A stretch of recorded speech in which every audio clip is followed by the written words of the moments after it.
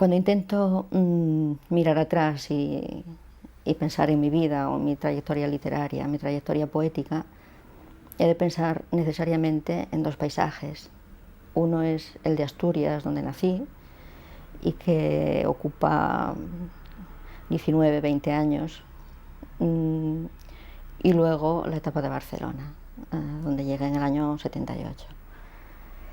De la primera época, evidentemente, como no decir, lo típico, la infancia, la familia y la universidad, el inicio en el 74, la entrada a la Universidad de Oviedo. Unos años además de mucha efervescencia política, de mucho movimiento, de muchas inquietudes, y un momento también en el que, a pesar de todo eso, de alguna forma se me quedó pequeño, y entonces decidí venir a Barcelona. Es un cambio de paisaje brutal, porque lo que decía más de un escritor, aquello de que la patria está en la infancia y en los recuerdos, es totalmente cierto, porque no deja de ser un pozo que te acompaña siempre, ¿no? Se ven los poemas perfectamente, quiero decir que la presencia del verde, la presencia de la lluvia, la presencia del mar, todo esto está ahí, el gris, pero luego hay un cambio de escenario brutal, consciente. De hecho, yo vine a Barcelona absolutamente sola, sin toda mi familia durante generaciones ha vivido en Asturias y allí siguen. Quiero decir que fue una decisión personal, tomada en un momento muy concreto de mi biografía, ¿no? Llegar a Barcelona fue tomar contacto con un horizonte abierto, con un mundo absolutamente creativo, vivo, riquísimo. Y yo me enamoré de Barcelona. Tomé la decisión en ese momento de quedar aquí, de echar raíces aquí. Había venido por otras cuestiones también, no solo literarias, sino también sentimentales.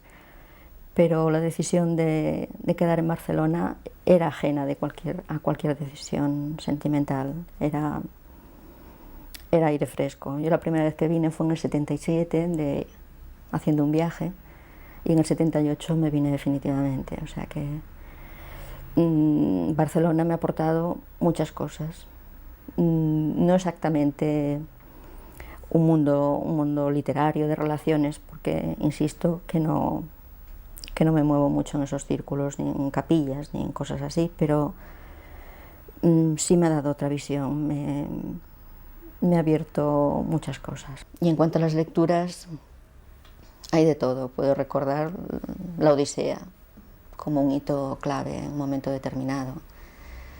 La aparición en la universidad de autores también muy de la época, como Hermann Hesse, por ejemplo, como Nietzsche, y uno fundamental, que es Rilke.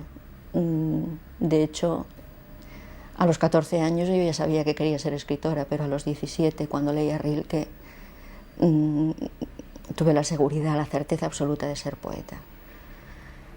Y fue Rilke, la lectura de las elegías de Duino, las que me decidieron de una manera definitiva a encaminarme por aquí, ¿no? Luego llegaron, lecturas múltiples. La literatura española es un clásico, pero aparte de eso me reconozco más en toda una corriente de literatura centroeuropea, básicamente alemana, sajona y de alguna forma luego francesa e italiana. Pero poca literatura española ha aguantado una criba y ha pasado a formar parte real de mí. Puedo citar, por ejemplo, Cernuda o Rosalía, pero poco más. De los extranjeros, gente vital en mi trayectoria, puedo decir, por ejemplo, Sófocles, puedo decir, sobre todo, Hölderlin. O sea que con estas líneas, la poesía trovadoresca y literatura más o menos místico-religiosa o incluso científica, es decir, con todo eso y la música y el cine, pues se compone un puzzle que da como resultado pues algunas de las cosas que hago, ¿no? Pasadas siempre por un filtro subjetivo.